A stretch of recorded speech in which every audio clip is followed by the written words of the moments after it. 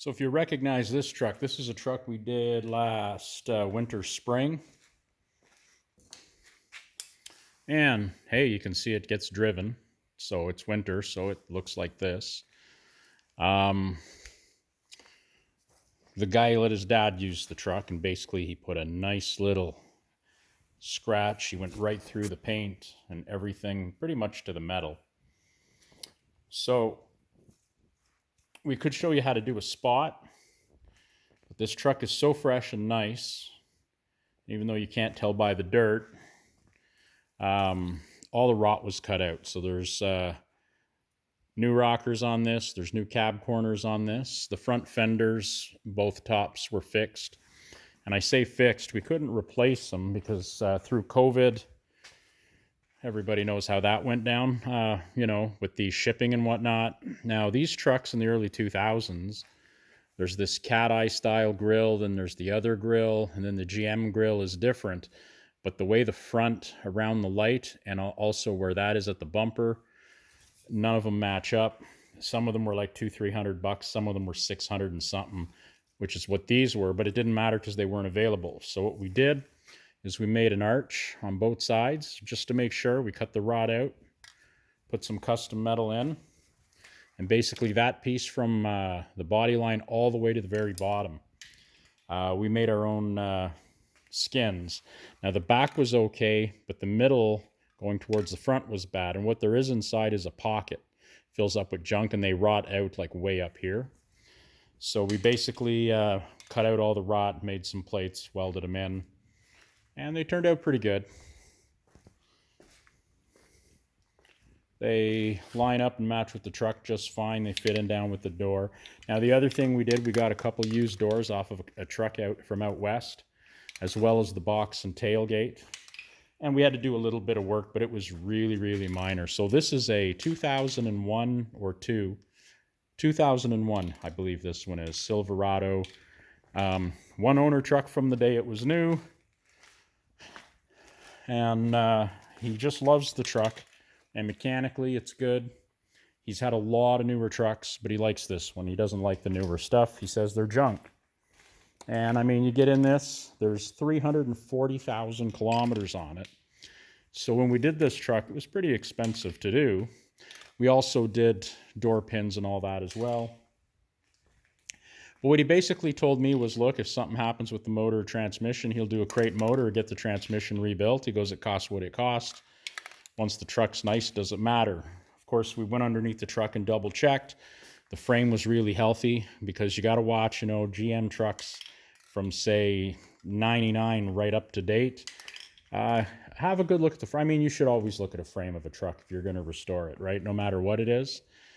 But these trucks especially, and I mean, it depends where you live. I'm in Ontario, Canada, so something like this with a lot of salt, I'm really, really worried about frames. They seem to delaminate and all kind of chip apart. Now that being said, you seem to get around 2008 and newer, and they seem to get a lot worse, and they rust away a lot quicker. The another thing we did, we found some stock Southern bumpers for it. We were able to find this one. A guy brought it up from the south, which was nice, and it's in beautiful shape. And then the front one is off a Suburban, so it's got a couple minor dings that you don't really notice, but the chrome is nice. And again, just when we were getting all the stuff to put this truck together, a lot of the parts weren't available, where I noticed all of a sudden a lot of the stuff's available again, but the prices have all gone up. Anyway, all that to say, there's no rot. Like even the gas lid wasn't replaced. I think it was like 50 or 80 bucks at the wrecker just for a gas door that wasn't rotten. And I've repaired them before, but this truck, we've cut all the rot out. This is a really nice truck. We also did a custom floor pan on the driver's side. The cab itself was good, and most of it was good, so we fixed that. Anyway, so here's what we got going on. Let me find my way down here and get a little closer. So right after he got the truck home in the summertime, his dad went to put it away in the fall in the barn or wherever they go, and he has no idea what he caught, but we put a cut here right down to the metal through all the paint and clear coat and bodywork and all of that. So the first thing I did, there was a high spot here, so I guess that'll be gone now, so that'll be nice. We didn't even know it was there. But basically what I did is we cleaned off the door and basically get all that junk off. We used a bunch of Windex, wiped it off, a lot of water, wiped it off, wax and grease remover. Now, a lot of guys would say you could just fill this in gently and kind of spot fix it. I've got about 10 minutes worth of work into this, maybe 15. The easier thing to do is to take my finishing filler. And again, I got to watch when I say that. I like to use the CarWorks Gold and then the CarWorks Premium European. Now, the Premium European flows out and it's a thinner filler, which is almost a finishing putty. So I don't even use finishing anymore. I use that stuff. So in this case, I made some of that. A little extra blue hardener, we put it in. Then we took a DuraBlock with a fresh piece of 180. We cut it up and down. Of course, it was really big because I made it too big because there's a dent. But anyway, we took some off this way and this way, always in a crisscross shape. And then I used that side. We kind of went to feather the edges down. And just as you could see through it, because the filler actually came out to here, and that's where we stopped. Then I took a finishing DA, and I kind of, because we had all these scratches in the clear coat. So we kind of started here and worked our way across and just kept kind of going round and round, up and down, and then a little bit of an angle up and down till we got to here. This is where we're going to stop. Of course, now I went and touched it.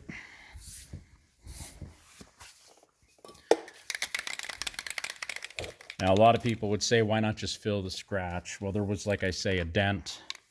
Like the scratch isn't as big as what you're seeing. We did take a 3.5-inch mini sander on a little bit of an angle with some 80, and we feathered it out. Might have been 180, whatever was on the sander.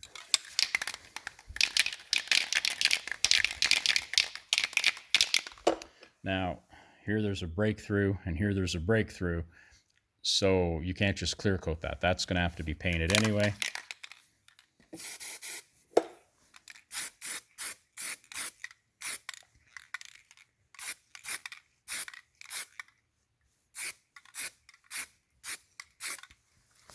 Okay, so what we just used was this stuff here. It's a 1K primer, but it's not like spray bomb lacquer. It's pretty expensive stuff. This stuff can be put on. You do 2 coats, one like I just did, then you do a second coat. This can be sanded down with anything from 320, I believe, to about 600. Now, this particular clear coat, the prep for it is 320 to 500. 320 can be a little rough. So what we're going to do, I'm actually going to machine sand this clear real gently with my sander and 400 grit. You could also wet sand it. You know what? It's not a big panel. I might wet sand it. And the reason I say it, we're going to come right up under this line here and tape that off so that our cut line in the clear is up here. Because we were thinking, you know, if you try to blend it, you're going to end up doing half of this lower panel. So it makes sense. We'll get our paint. We'll blend this across. I'll have to wipe that off now. It's just sitting on top of the clear. It'll be fine. But we'll have to blend our paint. So we'll concentrate on the primered spot, and we'll go a little bigger. And on the third coat, you know, we'll kind of go a little bigger again. It'll blend right into the color. But when you try to clear, then you're going to end up with a bunch of haze and overspray. Now, you can fix that by going over your overspray with a little bit of thinner. You can use blenders too. I find some are too strong, or you put too much or not enough, and it never quite works out. But I find what happens is 5 years, 10 years down the road, sometimes it'll peel. Whatever's in that agent, it's almost too strong. So I'd recommend go right around the door, mask it off up here.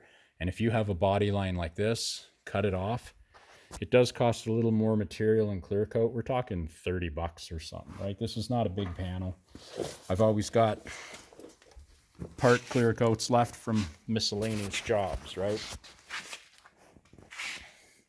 But you can see that lower panel. Let me get it in perfect view of the camera. There you go. That's all we're painting is that panel. And again, we're just going to paint that spot.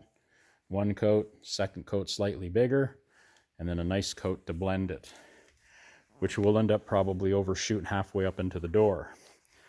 Then we'll clear coat the whole bottom panel, pull the tape, walk away. No one will ever know that had ever happened. So I'm very pleased with that so far. So we got that little bit of primer on there, and you can see kind of through it a little bit. So I'm actually going to let that cure really, really well and come back in a few hours because it's the weekend and I'm not working too hard today. And then we'll do one medium wet coat on there. And like I say, then we'll sand it and do what we got to do.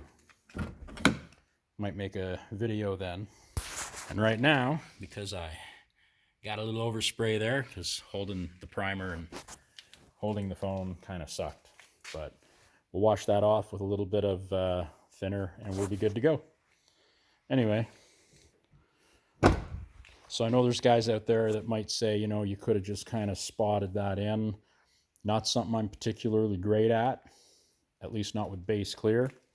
But in this case, I think the best thing to do to get that perfect clear and make sure everything is wrapped and stuck well, we're going to 400 that down, re-clear that whole panel after blending in the color.